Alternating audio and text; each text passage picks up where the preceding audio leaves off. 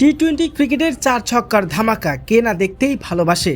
আর সেই ধামাকা যদি আসে বাংলাদেশের কোনো ব্যাটারের ব্যাট থেকে, যদি হয় গোলবার সুপার লিগ, তবে তো আর কোনো কথাই নেই।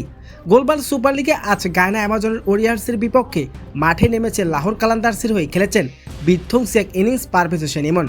মাঠে নামতেই 4 ছক্কার এমন ঝড় তুলেন যা দেখে চোখ কপালে উঠে গেছে গায়নার বলারদের। মাত্র 25 বল ফেস করে 162 স্ট্রাইক রেট ইমন একাই করেছেন 70 রান, যেখানে ছিল 4টি দৃষ্টিনন্দন 4 এবং 5টি বিশাল ছক্কার মার। প্রথমে টস জিতে গায়না অ্যামাজন ব্যাটিং করতে নামেন। তারা ব্যাটিং করতে নেমে নির্ধারিত 20 ওভার শেষে 8 উইকেট হারিয়ে 190 রান সংগ্রহ করে।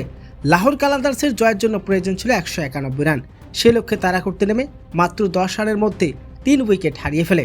এরপর ক্রিজে আসেন ইমন। মাঠে নেমে শুরু করে দেন 4 ছক্কার ঝড়। গায়নার কোনো বলারদের আজই রেহাই পায়নি ইমনের টান্ডব থেকে।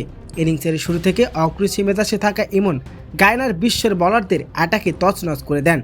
লাহোর কালান্দার্সের জার্সিতে আজ যেন এক অনন্য ইমন পারভেজকে দেখল পুরো ক্রিকেট বিশ্ব। তার প্রতিটি শট ছিল আত্মবিশ্বাস এবং পাওয়ার হিটিং দুর্দান্ত মহরণ। ইমনের এই অবদান ঝোড়ো ইনিংসের উপর ভর করে লাহোর কালান্দার্স ম্যাচ নিয়ন্ত্রণ সম্পূর্ণ নিজের হাতে নেয়। ধারাভাষ্য থেকে শুরু করে গ্যালারির দর্শকরা সবাই যেন ইমনের 4 ছক্কার ঝড় উপভোগ করেছেন।